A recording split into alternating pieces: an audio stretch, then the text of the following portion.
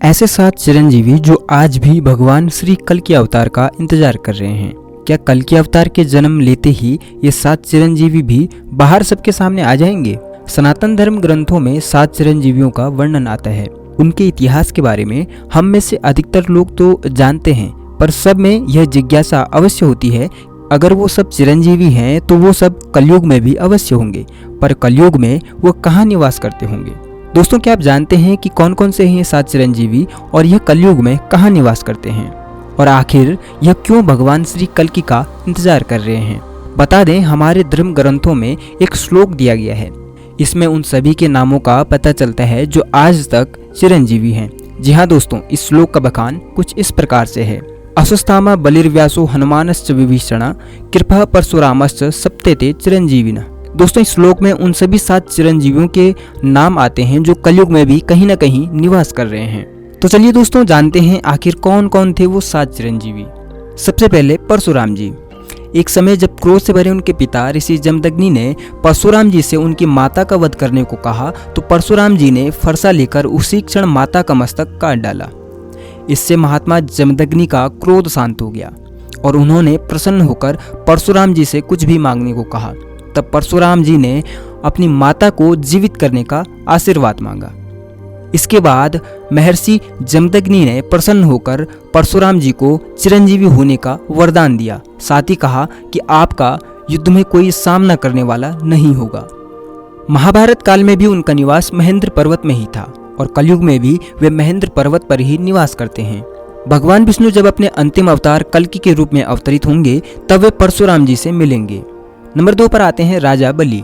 असुरों के राजा बलि अपार शक्तियों के स्वामी थे। एक बार राजा बलि बहुत बड़ा यज्ञ कर रहे थे। यह यज्ञ असीम शक्तियों की प्राप्ति के लिए था। सभी देवता इस यज्ञ के कारण बहुत चिंतित हो गए थे। तब भगवान विष्णु के अवतार वामन ब्राह्मण वेश में वहां दान लेने पहुंचे। वामन की दान मांगने पर उनको 3 पग भूमि दान में दी गई। तब ब्राह्मण वेश में वामन भगवान ने अपना विराट रूप दिखा दिया। एक पग में भूमंडल नाप लिया और दूसरे में स्वर्ग और तीसरे के लिए बलि से पूछा, अब तीसरा कहाँ रखूं?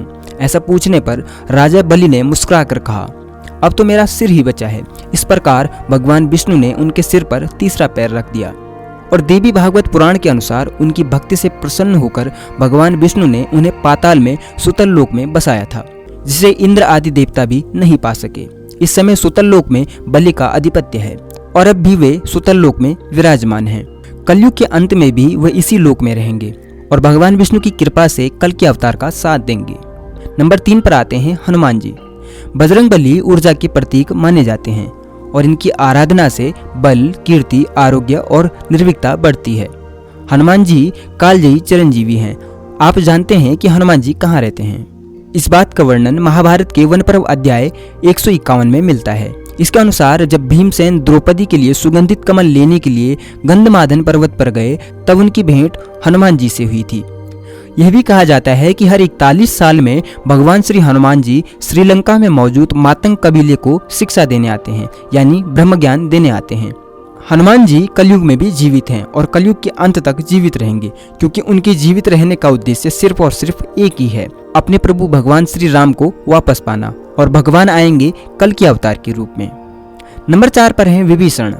विभीषण रावण के छोटे भाई थे और अपने भाई के विरुद्ध जाकर उन्होंने भगवान श्री राम का साथ दिया था। उन्हें नैतिकता और धार्मिकता बनाए रखने के लिए और दुनिया भर के लोगों को धर्म का मार्गदर्शन करने के लिए कलयुग के अंत तक जीवित रहने का वरदान प्राप्त हुआ है। उनके रामायण काल के बाद भी जीवित होने का प्रमाण हमें महाभारत में मिलता है। युधिष्ठिर के राजसूय यज्ञ के दौरान सहदेव विभीषण से मिले थे। ये बात तो निश्चित है कि अगर वो द्वापर युग में भी जीवित थे तो कलयुग में भी जीवित होंगे, इसलिए वो कहाँ रहते हैं इस बारे में कोई जानकारी नहीं है। लेकिन हाँ, उनके भी जीवित होने का एक ही उद्देश्य है, ताकि वो धर्म का मार्गदर्शन कर सकें और भगवान श्री कल्कि की सहायता कर सकें। नंबर 5 पर है अश्वत्थामा। महाभारत में गुरु द्रोण के पुत्र अश्वत्थामा को श्री कृष्ण से कल्पांत तक भटकने का शाप मिला था। कोई कहता है कि वो मध्य प्रदेश के असीरगढ़ किले में आज भी मौजूद हैं और यह भी कहा जाता है कि वो भगवान श्री कल्कि का इंतजार कर रहे हैं। नंबर 6 पर आते हैं कृपाचार्य। महाभारत में कृपाचार्य को भी अश्वत्थामा की तरह अमर बताया गया है। ये कौरवों और पांडवों के कुल गुरु थे और उनकी बहन का नाम कृपि था। जिसका विवाह द्रोणाचार्य से हुआ था, इसलिए वो अश्वत्थामा के मामा हैं।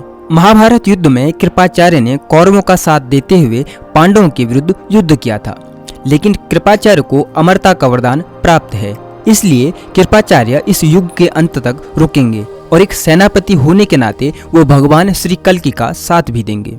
नंबर 7 पर आते हैं महर्षि वेदव्यास। वेदव्यास जी ऋषि पराशर और सत्यवती के पुत्र थे। बाद में सत्यवती ने शांतनु से विवाह कर लिया था, जिनसे उन्हें 2 पुत्र हुए, चित्रांगद और विचित्रवीर्य। वेदव्यास ने ही चारों वेद ऋग्वेद, अथर्ववेद, सामवेद, यजुर्वेद लिखे हैं। इन्होंने ही 18 पुराणों की भी रचना की है, यानी कि ये हमारे वेदों के लेखक हैं और अंत तक यानी कलयुग के अंत तक भी जीवित रहेंगे, सिर्फ और सिर्फ इसलिए ताकि भगवान श्री कल्कि के जीवन चरित्र के बारे में भी विस्तार से लिख सकें कि उन्होंने किस तरह से काल पुरुष का अंत किया और उनका साथ देने कौन कौन आया, ताकि जब कलयुग का अंत होकर सतयुग की शुरुआत हो तो सतयुग में इस बात की चर्चा हो कि आखिर किस तरह से कल्कि अवतार ने धर्म की स्थापना की थी। तो दोस्तों, ये थे 7 चिरंजीवी जो कलयुग में भगवान कृष्ण के कल्कि अवतार से मिलेंगे। यदि आपको वीडियो अच्छी लगी हो तो इस वीडियो को लाइक, शेयर और सब्सक्राइब करना बिल्कुल न भूलिएगा।